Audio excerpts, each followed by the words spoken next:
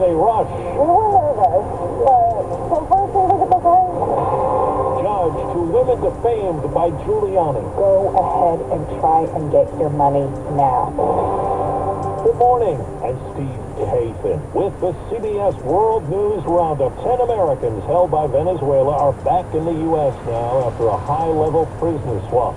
CBS's Ed O'Keefe says they were freed in exchange for a close ally of Venezuela's President Maduro. Among those freed, Aiden Hernandez from Los Angeles, who's been detained since March 2022. It was probably the most difficult thing I've ever been through. It was a struggle every day. Venezuela also agreed to extradite Francis Leonard, widely known as Fat Leonard, a defense contractor who'd been awaiting sentencing for orchestrating the U.S. Navy's worst corruption scandal in history, which he bragged about during a podcast in 2021.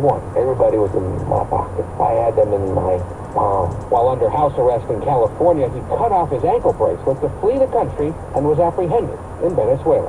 As part of the deal, President Nicolas Maduro's government also agreed to release 20 political prisoners and an opposition party leader to begin paving the way for fair elections next year. In exchange, the U.S. sent back Alex Saab, someone close to Maduro, accused by U.S. prosecutors of money laundering. Millions of us have begun the holiday push on highways and at airports to get to that holiday destination.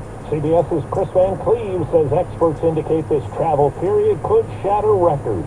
We decided to fly a little earlier this year, not cut it so close, fly a couple days early. The airlines expect more than 39 million passengers during the two-week winter holiday, up 16% from last year. We think it's going to be another record. United CEO Scott Kirby. Unless there's really, really bad weather, the holidays will go well across the board, both at United and for the industry at large. We've seen dramatically improved results compared to a year ago. Transportation Secretary Pete Buttigieg. I've seen the airlines step up after we put a lot of pressure on them last year. The holiday may be anything but a delight for drivers.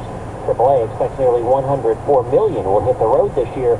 Liliana Ramos is heading from L.A. to the Bay Area. There's a lot of drivers that are not taking really good precautions. We just saw a car hydroplane and smack into the island. Lawyers for former President Trump say the Supreme Court should not decide right away about whether he can be put on trial to try to overturn the 2020 election results.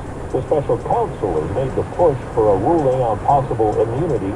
At the southern border, officials say there has been an increase in illegal border crossings in recent days, and some law enforcement people in Texas are questioning the new law set to take hold in March that looks to arrest and charge migrants.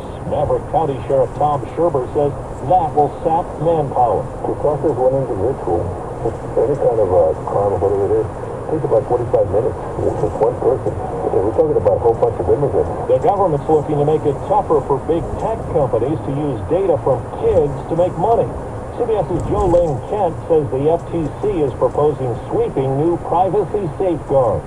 Under these proposed changes, digital platforms would by default be responsible and required to turn off targeted ads to kids under 13 years old. And they'd be prohibited from using certain data to send kids push notifications or those nudges that you see to encourage them to keep using their products. Companies would have to get verifiable parental consent to share most information about kids with advertisers or other third parties. 4 minutes after the hour. Well, that's today's news. I didn't hear any good news, did you? I didn't think so. I guess it's all about perspective. The glass is half full. Well, as always, I'd like to thank you again for coming along with me on these Dash Cam News adventures. You know the drill. Peace, love, and all that hippie jazz. Bye-bye, everybody.